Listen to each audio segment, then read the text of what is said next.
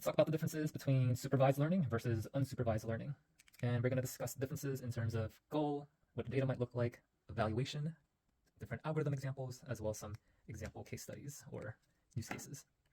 So for supervised learning, the goal is normally to predict either it could be predictive value or predict, say, a label. And value is for numerical outcomes, label is for categorical outcomes. Whereas for supervised learning, the goal is normally to group data with similar patterns. Group data, let's just say find patterns. In terms of what the data might look like, the data has labeled outcome for supervised learning. And then for unsupervised learning, there's typically no labels. Now, how to evaluate supervised learning. Typically, you're going to compare your prediction versus the actual value. Some examples could be, say, precision, recall, accuracy, could be R squared for continuous variables. Whereas for unsupervised learning, usually it's pretty subjective. Since you're grouping data and finding patterns, it's pretty subjective in terms of does the grouping make sense? Does grouping make sense?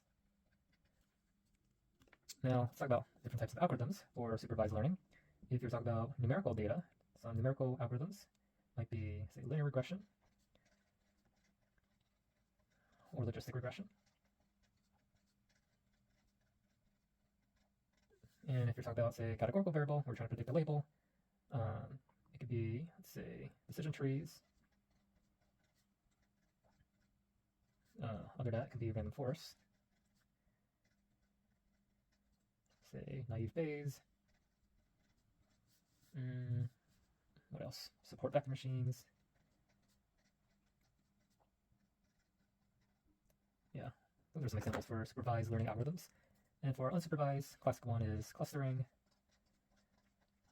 Underneath clustering, quite a few examples. There's k-means, density, clustering, hierarchical clustering. Yeah, lots of clustering algorithms. Other examples might be principal components analysis,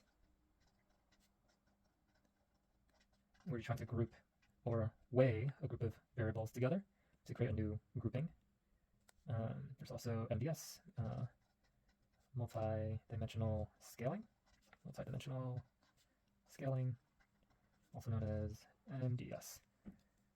Now, let's talk about some example use cases.